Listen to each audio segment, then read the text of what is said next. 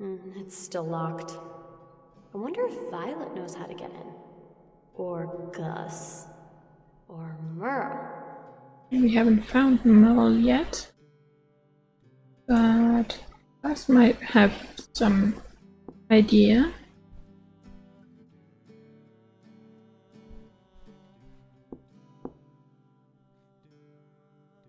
Or at least some trick to get in there.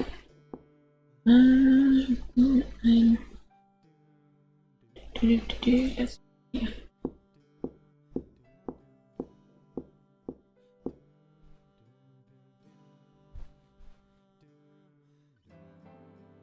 Hey, Gus. Would you know anything about how to get into Dad's office? No. I'll talk to you in a little bit.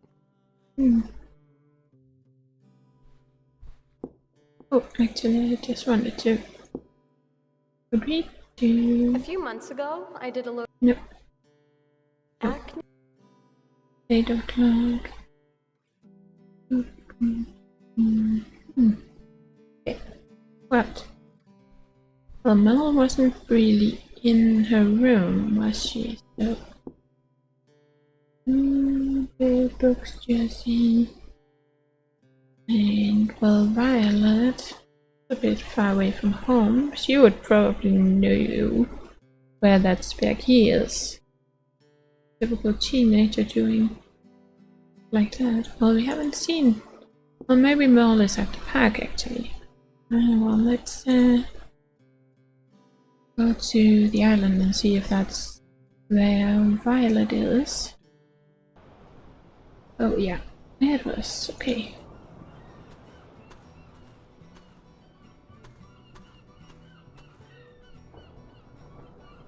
Hey, Violet. Would you know anything about how to get into Dad's office? Look, I can't just tell you how to break in. That goes against my principles. Your principles? Yeah. Honor among thieves. Or something. Go talk to Merle about it, okay? I'll talk to you later, okay?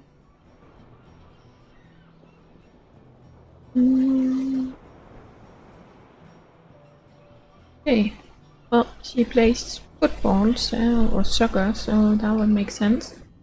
That is where she is. We can't go straight there, right? No, we have to go over here first.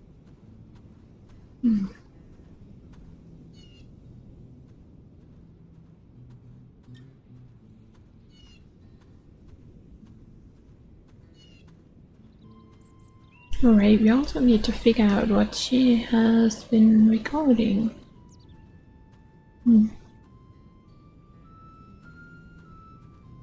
There she is, okay. No dogs? Nobody ever paid attention to this. It looks like a tape of some kind. That's the playground. Littering is still one of my worst pet peeves. Probably because I'd have to pick up trash with one of those litter sticks whenever I volunteered with Mom. Do people have any idea how annoying it is to pick up 50 energy bar wrappers in a row? I've tried that, so I do know how annoying it is. Okay. What we found. Image. IMAGE.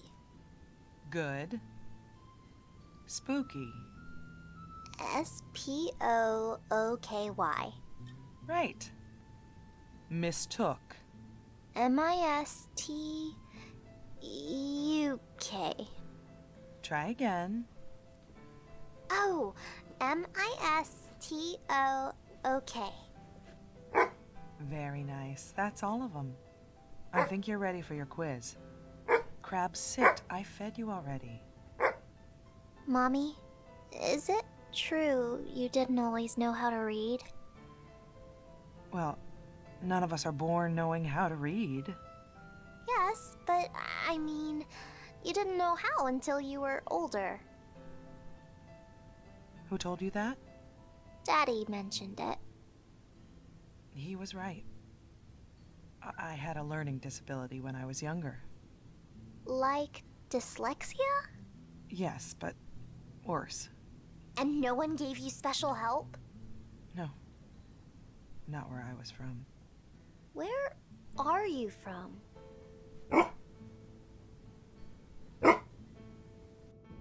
What the? Is this what Merle was using the recording device for?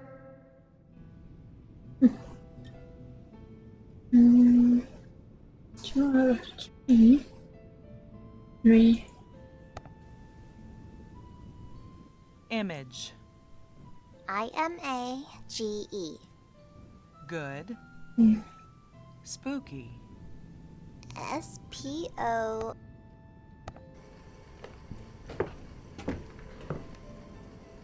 Merle, I have to tell you something sad, okay? What?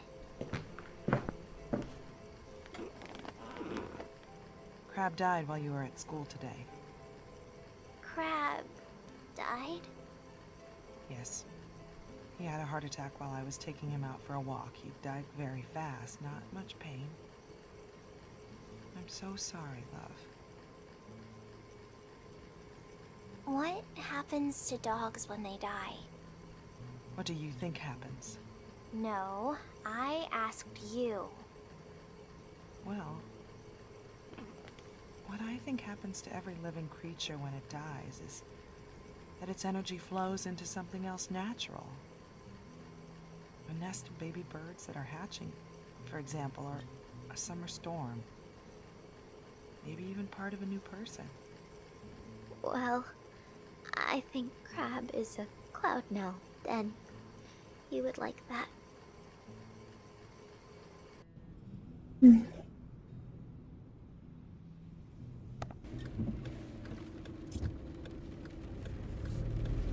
Mommy, why do you have a bag in the back of the car? Because I'm going somewhere after I drop you off at school. Oh, is that because it's almost summer? Yes. So you're going to go away for a while again. Yes. Where do you go every year? Just north. Like, how north? Washington, D.C., New York City, or all the way to Canada? The North Pole, sweetie. Past Canada all the way to the North Pole. You're making a joke. Yes. Does Daddy know you're leaving? No, I haven't told him. Oh, then I will. Ask for a ride home from one of your friends, okay? Okay.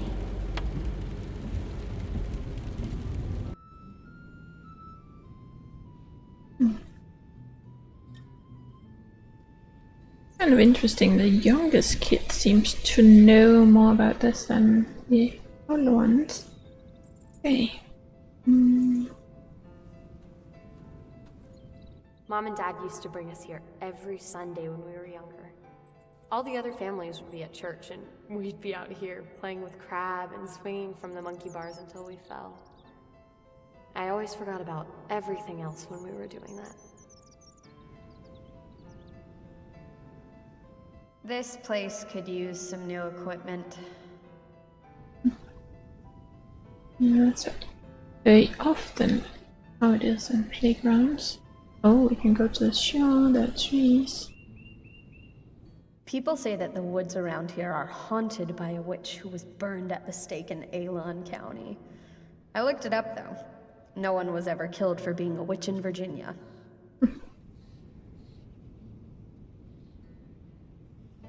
When we were little, Mom made Violet and me sign up for the kids' soccer team because she thought it would be good for us. We just sat on the sidelines and made daisy chains.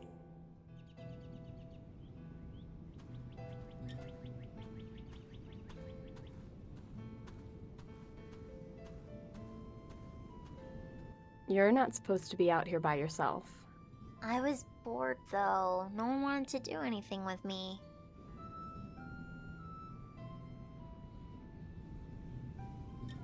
You know better than to go places by yourself. But how come you get to go places by yourself?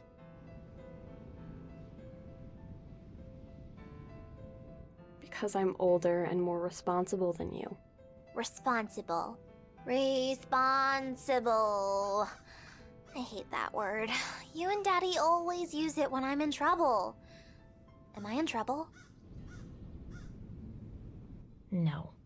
So, are you ready for your next swim meet? Duh! We're gonna kick the other team's butts! I'm gonna be and then they'll be like, After all, they don't call me Sharknado for nothing. They call you Sharknado? Yeah, it's my team nickname. I picked it after that movie. You know, the one with the sharks and a tornado. Who let you watch Sharknado? Vi did, while she was babysitting once. Vi lets me watch all the cool movies, like The Sixth Sense, which Vi says was made by Mr. M.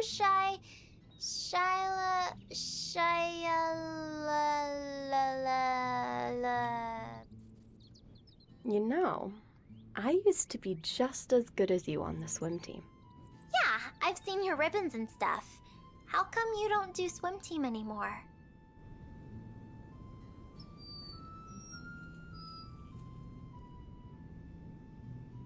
Because I have you to take care of, you silly.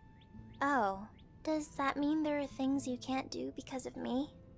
Well, yeah, sometimes there are. But I love you, and Gus, and Vi, so it's not like I give things up. There are just a few less things I can do because I'm already doing something that makes me happy. Oh, okay. Is it like how you used to be able to hear birds talking, but now you can't?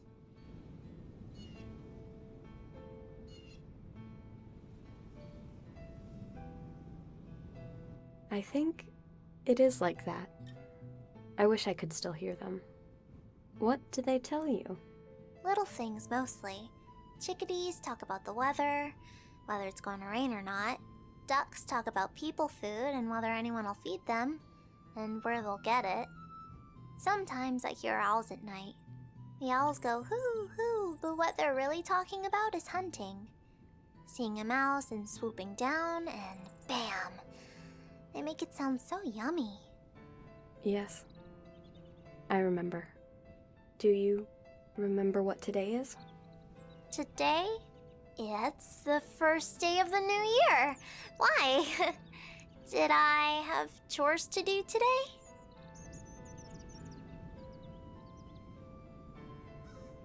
No, I'm not talking about chores. Do you remember what happened a year ago? Yeah. So, you know what today is? Yeah. Not having a mom anymore is weird. What do you think happened to her? Merle? The birds say things. Maybe she... Maybe she what? Sometimes I see her. By the shore. Here, at the park.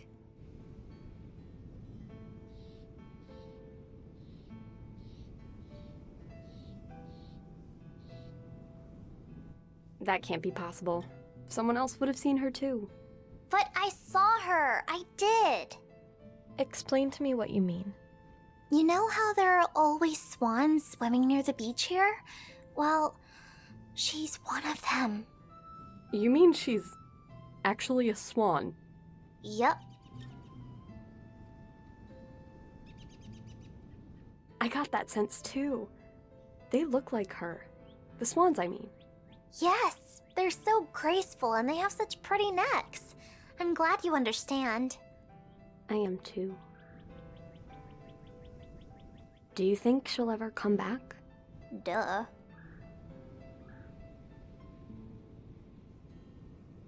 I want to believe she'll come back too.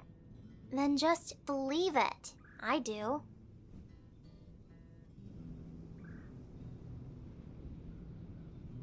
Merle, can I ask you a strange question? And can you not tell Dad that I asked you this? Well, sure, I guess. Do you have the lost key to get into Dad's office? Why do you need that?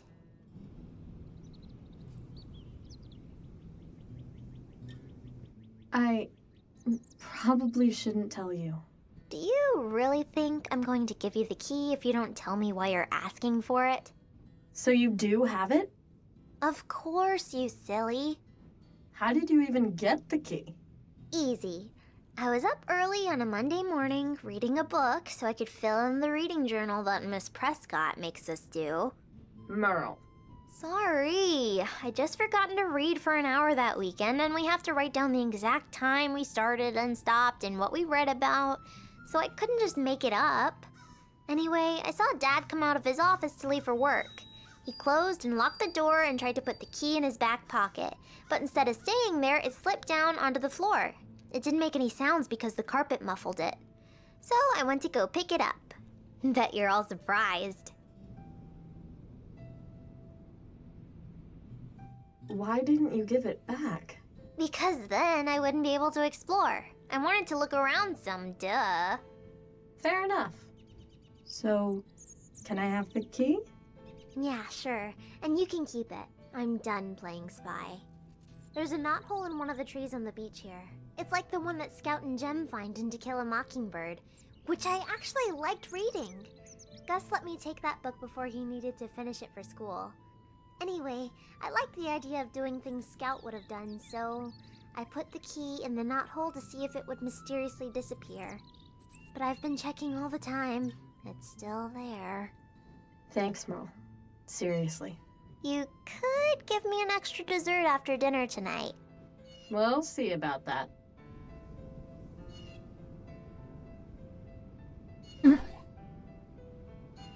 You're recording conversations with Mom? What? I found the recorder over in the playground, and I listened to some of what was on it. So, what'd you think? I was so happy to hear her voice. I'm happy too, whenever I listen to it. I close my eyes and pretend she's right next to me. Yes, it's not so hard to do.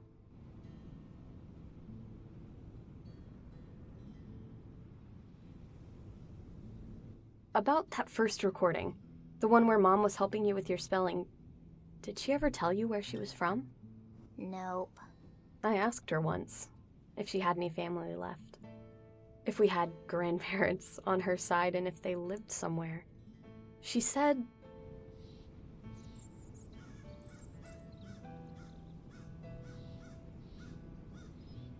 she grew up in foster homes in Georgia and never had a real family until she married Dad.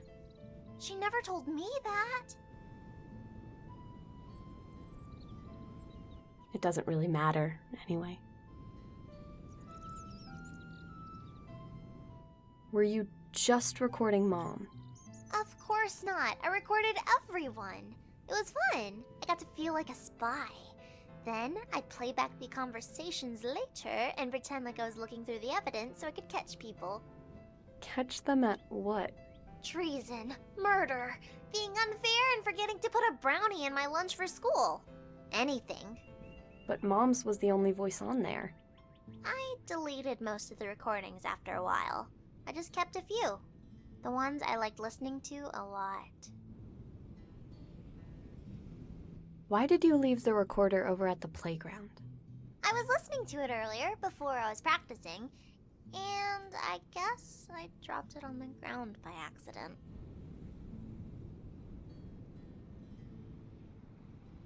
You should be more careful with your stuff.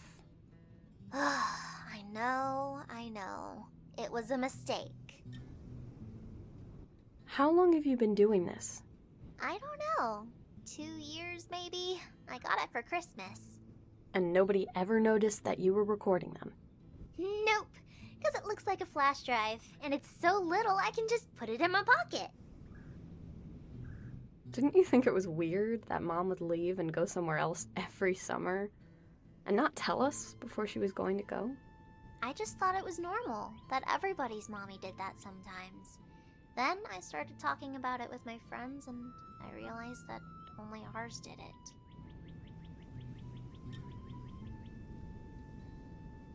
Maybe there was another place that was calling to her. She told you she went north. Maybe it was like a mini migration. What kind of place? The woods. Or a lake somewhere. There could be a special place she had a special attachment to that we didn't know about. I don't know. We have woods and a bay right here. I'm going to go, okay? But I'll come talk to you again later.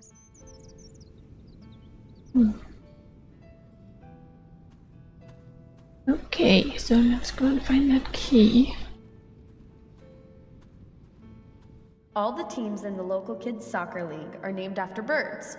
Merle's is the pocket-sized pelicans. They should fire whichever coach picked that name.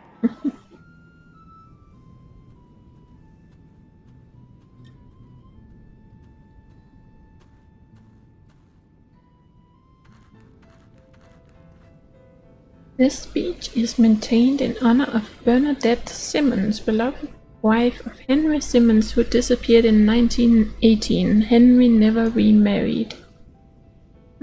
She disappeared? Maybe it's worth asking around about her. Dad might think it's weird if I ask, and Violet and Merle probably wouldn't know anything. But Gus might know.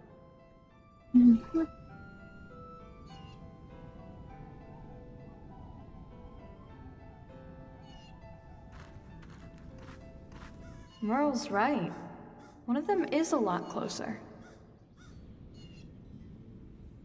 Dad told me that every year, the swans migrate from the high tundra on the northernmost shores of North America all the way to here. It's about 4,000 miles. They're so much better traveled than anyone realizes. It's incredible what animals are capable of when they migrate, like monarch butterflies. I heard that they fly over the Great Lakes because there used to be a mountain there, and they remember the mountain, even though it's not there anymore. I wonder what it would have been like to be the first people to see this shore. And what was the weather like? Cold and gray like today? Or green and easy and full of promise?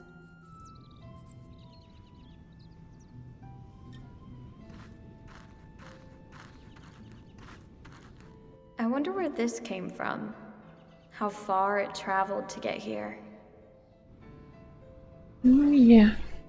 He used to love finding stuff like this on the beach. Sea glass. Dad said that it used to be a lot easier to catch fish along this strip of shoreline. But fish kills have made it difficult. Last year, over 100 dead menhaden washed up along here. It smelled terrible.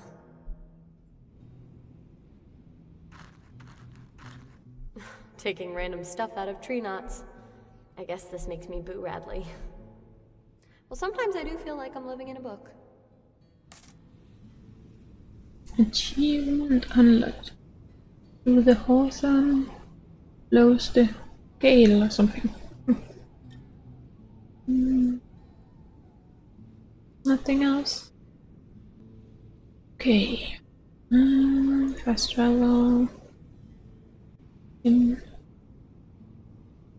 If we can get into that just now.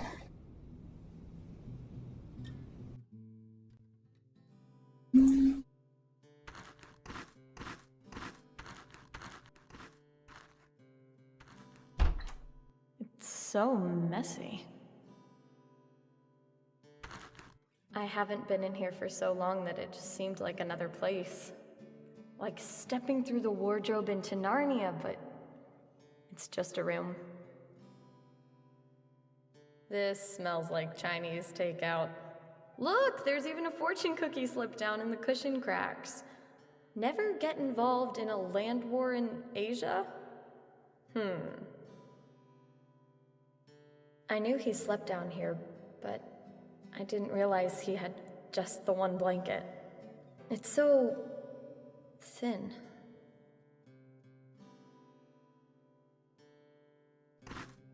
There it is. Another part of Dad's journal. Okay, January 6th. Another note on my work. It's growing increasingly depressing. A fish kill in Maryland involved the deaths of over 10,000 animals. Here it hasn't been so bad, but we'll see. January 18th. When I was a little boy, I thought I'd marry Martha from down the street, or Mrs. Flaherty, my third grade teacher. Then, when I was a freshman in college, I thought I'd marry Krista after we graduated.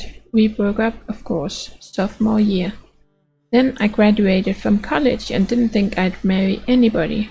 What if I married Margaret? There are so many things I'd have to ask her. Does she know what marriage is? Would she even stay here with me? And if she did, what would happen in the summer? It bears further thinking. January 25th. No, I could never ask her. She isn't human and she doesn't belong here. To try to tether her to Abbott's Landing would be cruel. February 1st. And yet I'm not sure I could live without her. February 6th. I took my mother out to lunch today. The whole experience made me think about how we've never been particularly close. Mother worked to support Elijah, Thomas and me during my entire childhood, and I'm not sure she ever understood my sickness or my desire to leave Abbott's Landing. We don't have much in common, but she is still my mother and I love her. I found myself wishing that I could tell her about Margaret. But what would I tell her? That I can't even prove the existence of this woman? Mother is in her 60s now. Her eyesight is declining at a fast rate, so she had me read the menu for her. It depresses me. I feel very young and alive these days, but I know that one day I'll look as tired as Mother. February 20th. Margaret told me she wished she could paint, so I have bought her paper and watercolors. For someone with no artistic instruction, she's remarkably good. At night she sits in my living room and paints whatever is around her. The worn sofa, the salt and pepper shakers, a mug of half-drunk coffee, whatever. I let her try coffee and she told me she likes it. It's the bitterness of the flavor, she said. That's good. I plucked up the courage to ask what would happen if she didn't migrate back with the rest of her kind. She gave me a strange look, said, I don't know, and kept painting, so I kissed the top of her head and let it drop. February 29th. Margaret has told me that she wants to change her name to Vivian. I had given her more books on Arthurian legends after she finished Le Morte d'Arthur, and she took a liking to the Lady of the Lake. She says she prefers the sound of the name Vivian. When I told her that it came from the Latin word Vivianus, which means lively, she liked that even more. It feels odd. I'd like Margaret, but Vivian it is. March 5th. There is an open position for a biology adjunct professor at East Coast University. I'm thinking about applying. The university is big enough that if I were to get tenure, there would be plenty of money available for research projects. I could finally delve into ornithology in a professional sense, not just as a hobby. I know what kind of project I'd do now. I'd be studying Tundra's sworn behavior, trying to pin down the science behind the phenomenon that is Vivian and others like her. And perhaps there are many kinds of animals who have a human form. The possibilities make my head spin. If I could prove the existence of Vivian species, I'd be making one of the most important biological discoveries of the last few centuries. I'd like to tell that to her, but I don't want her to feel like she's simply a bug under glass to me. She'll be migrating back to the breeding grounds soon. I still haven't decided what to do. I've never had to make a decision like this. Okay. Risperdal. I've never heard of that before. I wonder if Violet knows Dad is taking these.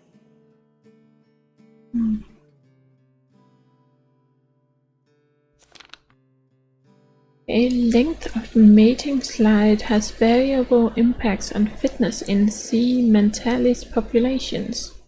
By Charlotte Levi and Julia Miller, Mason University.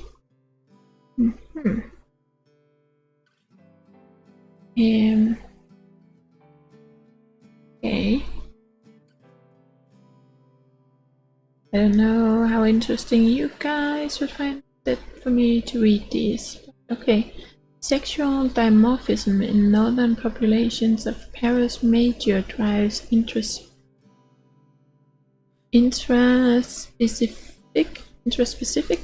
variation. Okay, well, might as well read them, we might learn something.